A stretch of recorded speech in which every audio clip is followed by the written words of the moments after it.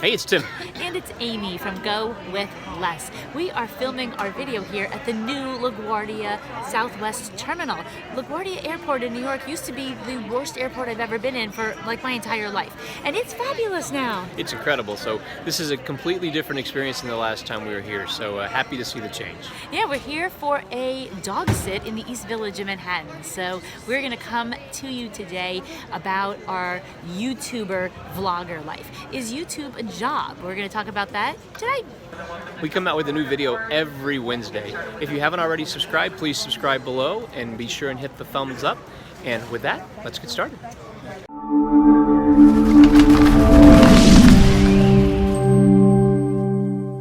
This week has been insane. We had our daughter's graduation from high school. She moved out that same day because she has 2 jobs 2 hours away and is off to do those jobs. And she'd been doing that the whole week. It wasn't like she just packed up and moved out in one day, but She kind of did.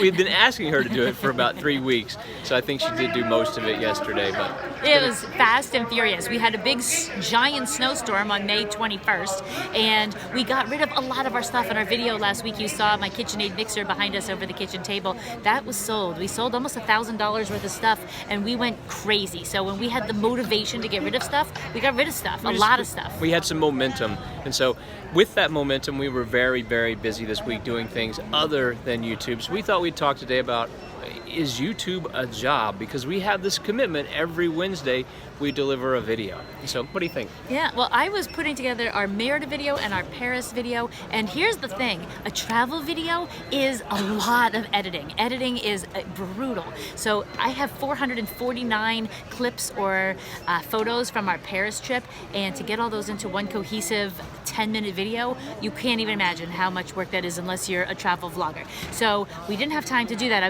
We didn't even pack at 10 p.m. last night for a morning flight today. So we're gonna talk about this, and I'm gonna kind of say yes, it is a job. It's actually, it's not a job, it's like a volunteer job. It is, and that's primarily because it does not pay very much money. And that's not why we're in it. Millions of subscribers, and that's not why we're in it anyway. So we feel like we have a message to share, and that's why we do it. But it does sometimes feel like a job because we have this obligation to put something out every single week. Yeah, and that could be quite a bit. So there are, people ask, like, first of all, they say you're not retired because you're on YouTube. That is absurd. So just to give you some heads up, we've actually have made a little bit of money on YouTube, just a hair over $1,000 for 2 people for more than a year of work. We have close to 200 videos, and for $500 a person, I mean, this is like, come on, we're not like Rockefellers on this. No. And we weren't planning to be. No. We do this YouTube thing for a variety of reasons. I think part of the reason we started blogging / YouTube is that it was to meet other people who are like-minded. So that's part of the reason we built our channel, is to find our tribe. We say this again and again, and I think we continue to look for people who have a similar mindset, and this is a way to do that. And there's 2 reasons why I do it. Number 1, when I am researching a trip, I'm putting in so much time planning fun-free or affordable things to do in a location. I'm finding the best food, and I figure, and I love to do that. So I really, really love to do it. I don't love to edit it, but I love to go and do it and live it. And I figure that everybody else doesn't love to do this, and everybody else doesn't have 100 hours to plan a week-long trip, but I make that time. And so I want to share that with the world so that everyone doesn't have to recreate the wheel. The second reason why I do it is because I think it's kind of our civic responsibility to teach people that you do not have to be at a cubicle or working a job that you may not love your entire life. There are options, and that is the entire reason. So I look at this almost like as a service project, and hopefully it. And I guess what the comments that we have in general is that it is helpful, that it's inspiring, and they see other people doing it. Sometimes we're the only people that others know doing this, and I'm really happy that we can provide that to some people. Yep, we're very excited to share. Also, this week in New York, Amy has come up with a ton of free stuff for us to do. A ton.